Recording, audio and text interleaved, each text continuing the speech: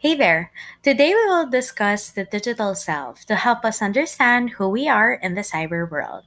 This discussion is very relevant as we've seen how important the internet is. I'm even teaching you online. So, what is the digital self? It is simply the persona we use online. In the readings, this is described as a mask we put on to draw the innovative world. Let's find out why.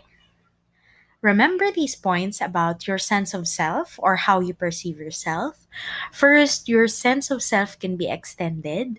Next is that the possession or accumulation of own things allows us to enlarge our sense of self. And lastly, the only way we can know who we are is by observing what we have. So, this concept may be new to you, but there is actually a process of self extension online. When we say self extension, it means that your concept of self can be extended outside the body. And online, this happens through the content you create on social media, the profiles you have on websites or in gaming sites. These are a few examples of the things that add up online to build your online self. So Belk introduced five digital dimensions of the extended self.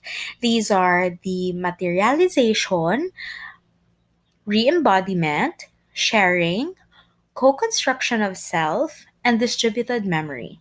Let's start with dematerialization. This means that our possessions before are now virtual, given that we can store media online or digitally, so we no longer have physical print copies or storage for our media.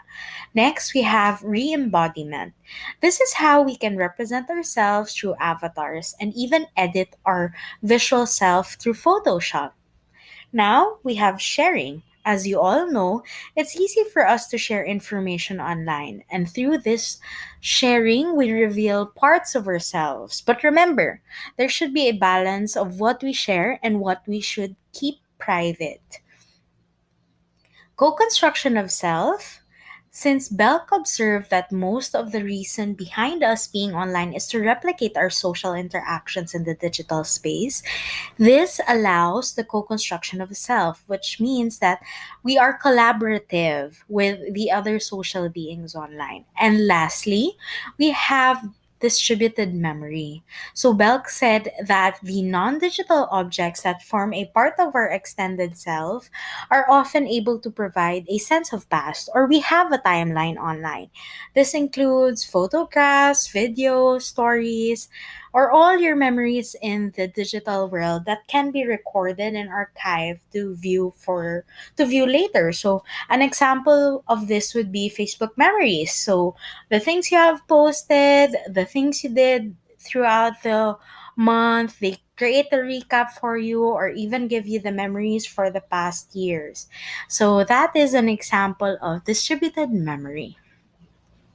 So, in the online world, we still experience the need to impress other people and create a favorable impression. Thus, selective presentation happens. So, what is selective presentation? It is the behavior that attempts to convey some information about oneself or some image of oneself to other people. We regulate our behavior online to fit in. For example, in social media, we try to understand what content matters to our audience or what content gains more likes or reactions. Thus, we are selective of what we share and we try to hit our internal targets. We also check the notifications if we get more likes. There are actually two types of self presentation. The first one is pleasing the audience. This is when you try to match yourself to the audience's expectations and preferences. And the second one is self construction. This is when you try to match your own ideal self. So, what is the ideal self? The ideal self belongs to the multiple aspects of the self. These aspects are actual, ideal, and ought self.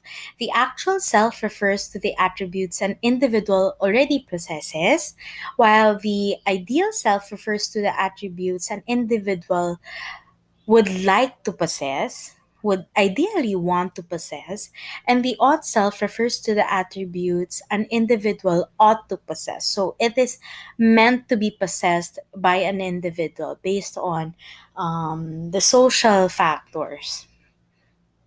So, to summarize our lecture, what is the impact of online interaction on the self? The impact is that we have an online persona and that we can compare our construction of identity in the real world versus the online world.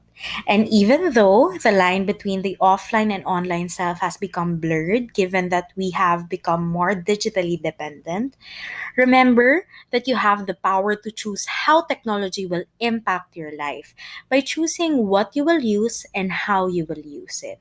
So I'll just leave a few reminders for you. So online, please stick to safer sites. Secondly, guard your passwords or create strong passwords.